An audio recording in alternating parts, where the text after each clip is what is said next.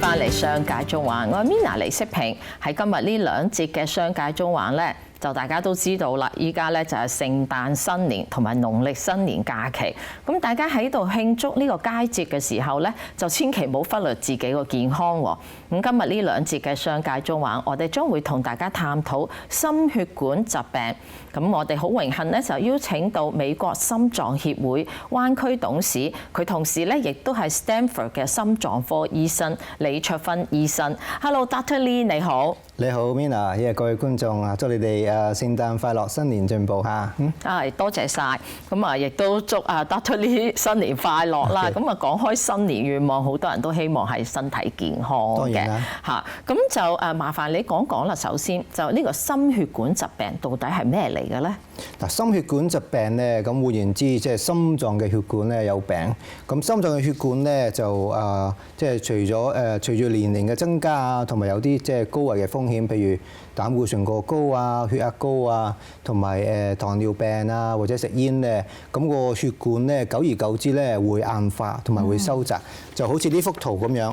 咁正常嘅血管咧係應該係暢通無阻嘅，咁但係有心血管疾病嘅話咧，血管入邊咧就收窄咗，咁啲血咧就好難過到去啦。咁呢個咧即係耐咗就會塞住咗。係啦，冇錯啦，塞住咗，咁啊俗稱叫做冠心病啦。咁就講起冠心病又好，咁啊我哋成日聽到嗰啲同心血管疾病相關嘅疾病咧，就有心臟病啊、中風啊，同埋所謂嘅 cardiac arrest。咁呢幾樣其實有咩分別咧？係啦，咁我哋講下心臟先啦，先講中風啦。咁頭先講到冠心病就係血管窄咗啦嚇。咁你見到呢啲血管入邊窄咗咧，其實窄咗嘅地方咧係有啲膽固醇嘅斑塊積住咗。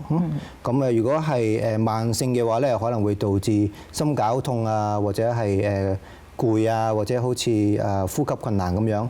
咁如果係突發性嘅話咧，咁呢個膽固醇斑塊咧爆裂嘅時候咧，好似第二個圖咁樣咧，就有個血凝塊喺霎時間咧阻塞咗血管。咁呢個咧就叫做心肌梗塞，咁就係英文俗稱嘅 heart attack。咁你話cardiac death 或者 sudden death 嘅話咧，就叫做心臟驟停。咁心臟驟停咧，通常咧係啲唔正常嘅心跳嘅緣故。咁有一部分大約係3%至5%嘅 heart attack 咧，係個心會突然間停咗。咁唔係淨係因為個血管阻塞咗，而係個血管阻塞咗之後咧，個心率唔正常。係啦嚇，咁個心臟唔正常，心率唔正常嘅話咧，個心臟唔識即係跳嗰陣時咧，咁所以突然間咧就會有個即係死亡嘅時候係啦。咁我就想問下啦，咁呢個就同呢個所謂嘅 cardiac arrest 有咩分別咧？係啦，咁cardiac arrest 就係心臟驟停啦，就係個心臟突然間停咗，就叫 cardiac arrest。咁有一部分咧，大部分咧都係個 heart attack 所引致嘅，咁但係都有其他情況所導致嘅，譬如一啲先天性嘅心臟病啊，或者係嗰個心臟衰竭，個心好弱嘅話咧，嗰啲人咧都會容易有呢個 cardiac arrest 嘅。咁樣。咁所以你頭先就話，即係當然有啲係先天問題啦，亦都有啲咧就可能係後天嘅問題嘅。咁係咪即係話，如果屋企譬如話有親戚啊、有祖父母啊或者父母啊，就即係好早走咗嘅話，就係咪屋企人有呢個遺傳嘅可能性會增加咧？係啊，Mina，你講得冇錯，係啦嚇。如果係屋企人入邊，特別係近親嘅屋企人，即係所謂嘅 first degree relative。咁咩為之近親咧？譬如係父母啊、兄弟姊妹啊，同埋子女。如果佢哋當中有人係有早發性嘅冠心病，早發性嘅定義咧就係男性嘅入邊咧係早過55歲，或者女性早過65歲，佢哋有心臟病嘅話咧，咁你嘅有冠心病嘅風險咧，亦都相對係高啲嘅。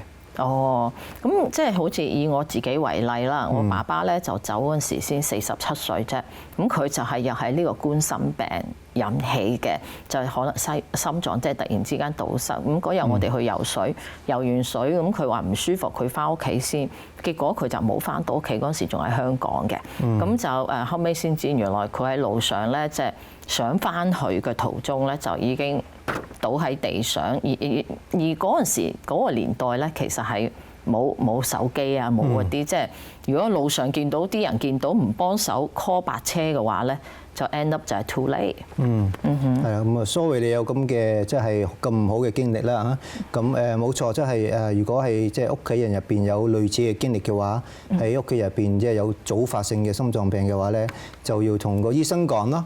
係啦，咁就要即係更加留意自己嘅身體健康狀況啦。所以喺呢啲咁嘅情況之下，譬如話我本身我又有高血壓同埋高膽固醇，咁係咪即係話呢個罹患心臟病嘅機率會高好多咧？